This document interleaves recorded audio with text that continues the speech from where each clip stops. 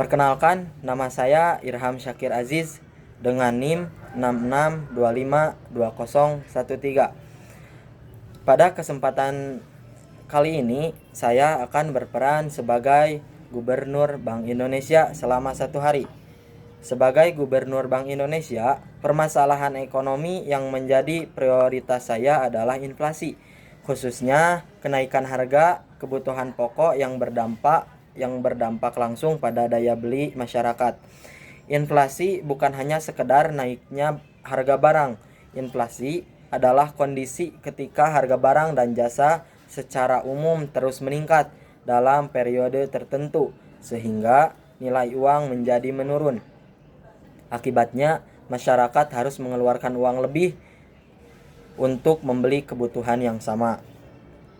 Saat ini di Indonesia masih menghadapi tekanan inflasi, terutama pada kelompok pangan seperti beras, cabai, bawang merah, minyak goreng, dan beberapa komoditas lainnya.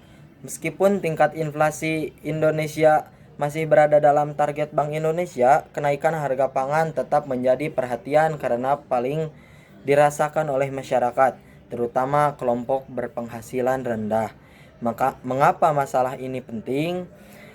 Karena inflasi yang terlalu tinggi dapat menurunkan daya beli masyarakat, meningkatkan biaya produksi, mengurangi kesejahteraan, serta memperlambat pertumbuhan ekonomi. Jika tidak dikendalikan, inflasi juga dapat meningkatkan angka kemiskinan dan pengangguran. Penyebab inflasi di Indonesia cukup beragam. Pertama, meningkatkan permintaan masyarakat terhadap barang tertentu. Kedua, gangguan pasokan akibat cuaca ekstrim, gagal panen, maupun distribusi yang kurang lancar. Tiga, kenaikan harga bahan bakar atau biaya transportasi yang menyebabkan pelemahan nilai tukar rupiah yang membuat barang impor menjadi lebih mahal. Sebagai Gubernur Bank Indonesia, saya perlu memahami masalah ini berdasarkan teori ekonomi makro. Materi pertama adalah masalah pokok ekonomi makro. Salah satu tujuan ekonomi makro adalah menjaga stabilitas harga. Ketika inflasi tinggi, stabilitas ekonomi terganggu sehingga pemerintah dan Bank Indonesia harus mengambil langkah untuk mengendalikannya. Materi kedua adalah inflasi. Berdasarkan teori ekonomi, inflasi dapat terjadi karena meningkatnya permintaan atau karena kenaikan biaya produksi. Kondisi di Indonesia menunjukkan bahwa inflasi pangan sering dipengaruhi oleh gangguan pasokan, sehingga termasuk inflasi yang berasal dari sisi penawaran. Materi ketiga adalah kebijakan moneter. Sebagai bank sentral, Bank Indonesia memiliki tugas menjaga kestabilan nilai rupiah. Salah satu instrumen yang digunakan adalah suku bunga kebijakan. Ketika inflasi meningkat terlalu tinggi, Bank Indonesia dapat menaikkan suku bunga agar jumlah uang yang beredar tidak terlebih sehingga tekanan inflasi dapat berkurang. Materi keempat adalah nilai tukar. Nilai tukar rupiah sangat memengaruhi harga barang impor.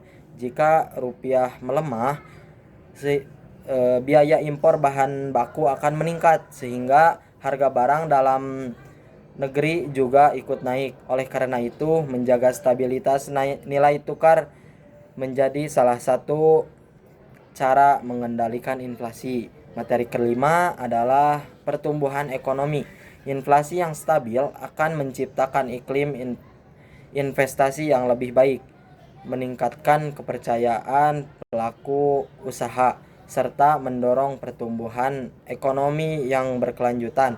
Sebaliknya, inflasi yang terlalu tinggi akan menghambat aktivitas ekonomi.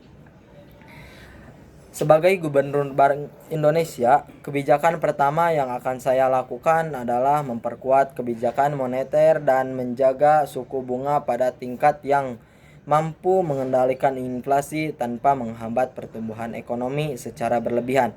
Kedua, saya akan memperkuat koordinasi dengan pemerintah pusat, pemerintah daerah, dan tim pengendalian inflasi daerah agar distribusi bahan pangan berjalan lebih lancar sehingga tidak terjadi kelangkaan di berbagai daerah. Ketiga, Bank Indonesia akan memperkuat stabilitas nilai tukar rupiah melalui kebijakan di pasar valuta asing agar harga barang impor tetap terkendali. Keempat, saya akan mendorong digitalisasi sistem pembayaran melalui QRIS dan transaksi non-tunai. Sistem pembayaran yang lebih efisien dapat menurunkan biaya transaksi sehingga mendukung efisiensi perekonomian.